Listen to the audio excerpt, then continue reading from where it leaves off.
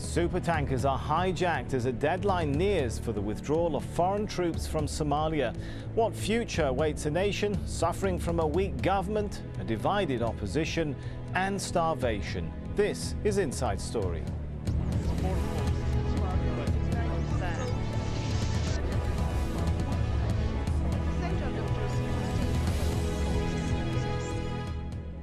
Hello and welcome to the programme. I'm Sami Zaidan.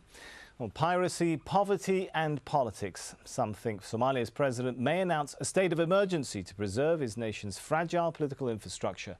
Internal fighting in Somalia has forced the country's government into exile in neighbouring Kenya.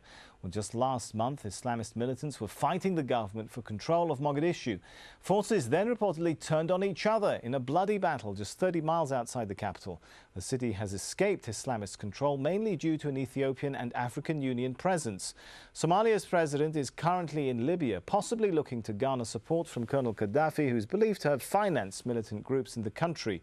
And the lawlessness is increasing. Earlier this week, a tanker carrying 2 million barrels of oil from Saudi Arabia was hijacked by Somali pirates. There have been more than 60 such attacks in the region this year. Some say they're a sign of the increasing desperation of the Somali people. So how does a country get to crisis point?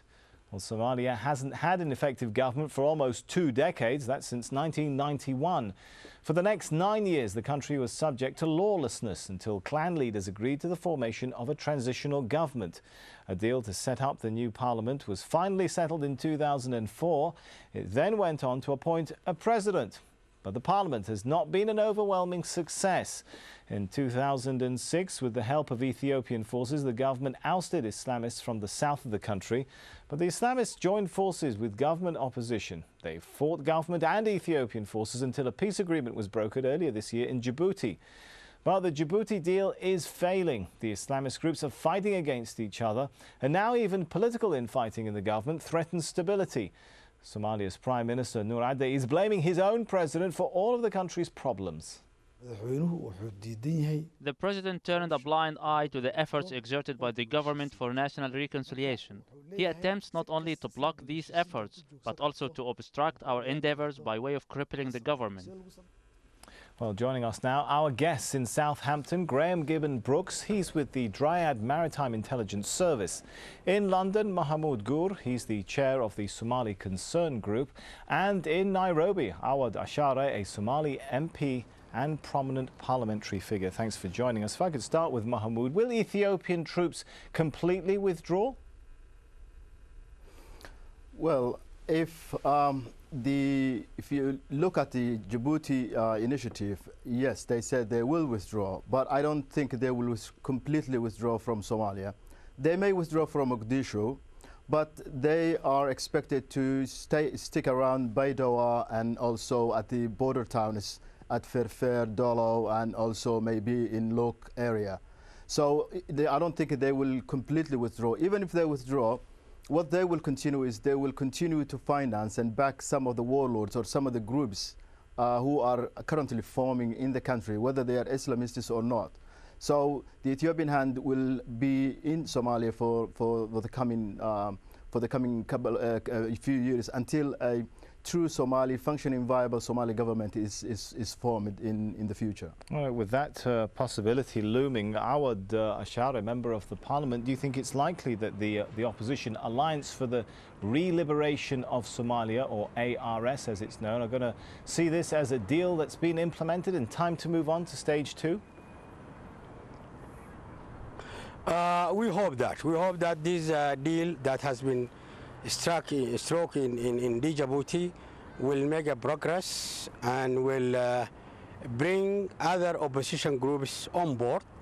And I feel that I do agree with my friend that the Ethiopians, they are going to withdraw, but the Ethiopians are not there all alone because Eritrea was involved and it was a proxy war that was happening in Somalia due to the opposition who were using as a seat in Asmara, and the war between Ethiopia and Eritrea was transferred into Somalia.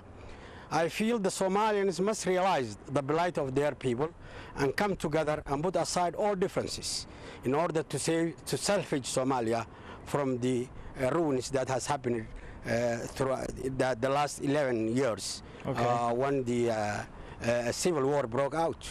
All right, well, that's the hope, but Graham Gibbon Brooks, looking at the reality of things, is there any reason to believe that this, whatever you call it, a withdrawal, a tactical redeployment by Ethiopian forces is going to change the security situation, whether on the high seas, off the coast of Somalia, or on the land? Is there any reason to believe that we're really in for a security change?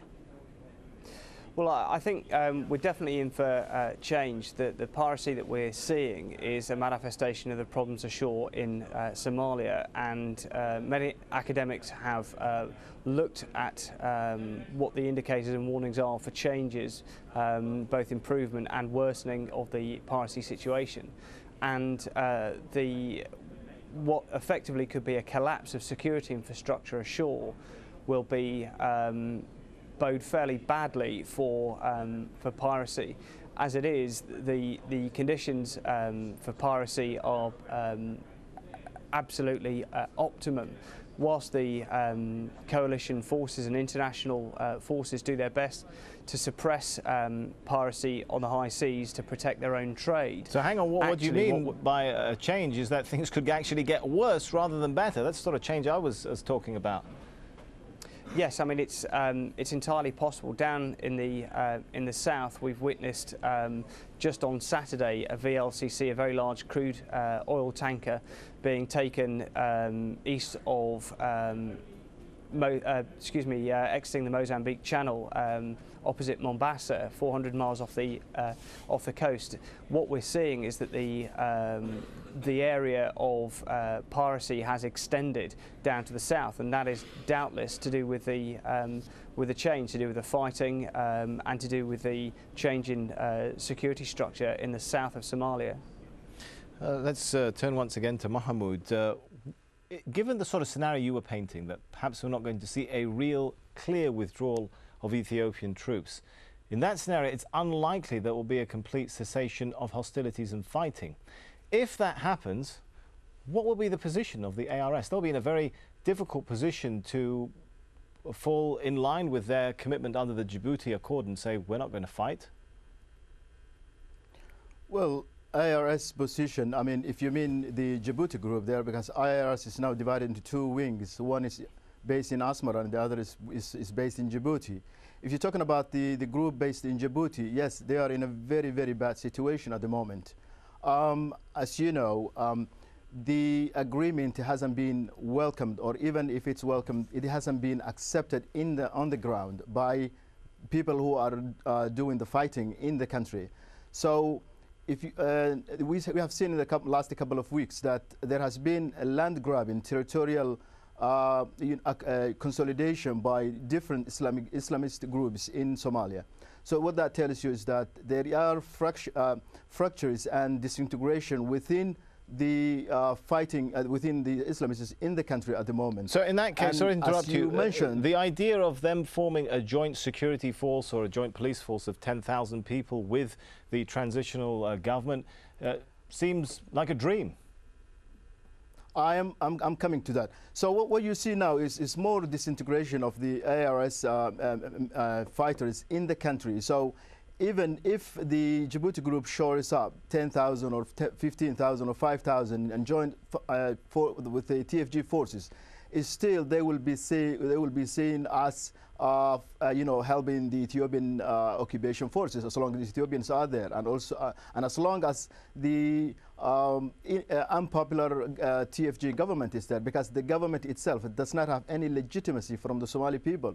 It has been basically formed on an illegal basis, and it is a government of warlords, and it had never had the confidence of the people. So whoever joins that government at the way it is right now will definitely be seen as not genuine Somali forces. So these the fighters will continue to fight them, and I don't see any any good cooperation happening, and I don't see any peaceful settlement coming up through that process. Awad Ashara, was it a mistake that the Djibouti Accords didn't provide for a power sharing deal? Now we've got Ethiopian troops supposedly leaving. What sort of political arrangement is to take over? Before I proceed to your question, let me say one thing about my friend in London. The elected those Somali institutions were probably enjoying the confidence and the trust of Somali people, and now the clash where it's happening is not throughout Somalia. It's south of Somalia, whereby the clans who were occupying these areas has been removed and taken up by a group of Al-Shabaab who belong to that area. And the government was not there at that time also, but the government is now... How do we know that? If I may interrupt Mr. Awad, but forgive me, but how do we know who has the support? There haven't been elections in Somalia for a very long time, have there?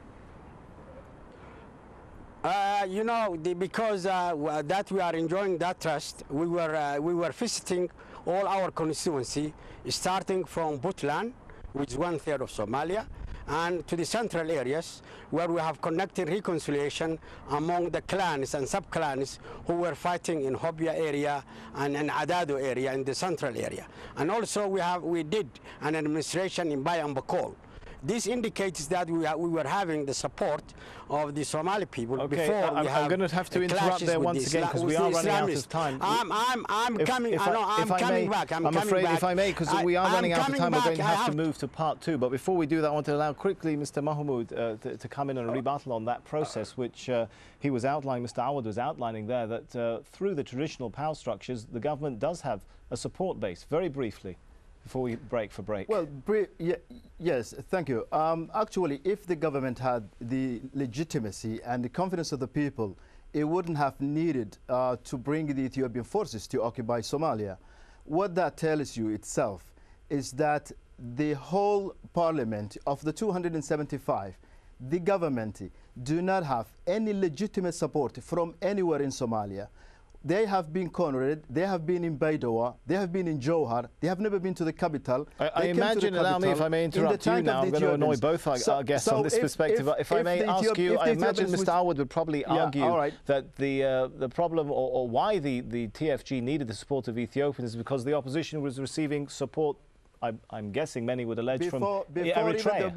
Before even the opposition came, they were very unpopular. If you remember, they were in Johar. They left Johar. They went to Baidoa. So they were never at the capital because they were not welcome in the capital. They were not welcome in almost all over Somalia. So they were a group of supporters built by the assembled by the Ethiopians in Nairobi and were placed in there. They were also protected by the Ethiopians in Baidoa themselves. I'm afraid we are going to have to now take a short break, but when we do come back, is the world ready to take a different attitude towards the Somali crisis after a supertanker is hijacked? We'll look at that after the break. Stay with us.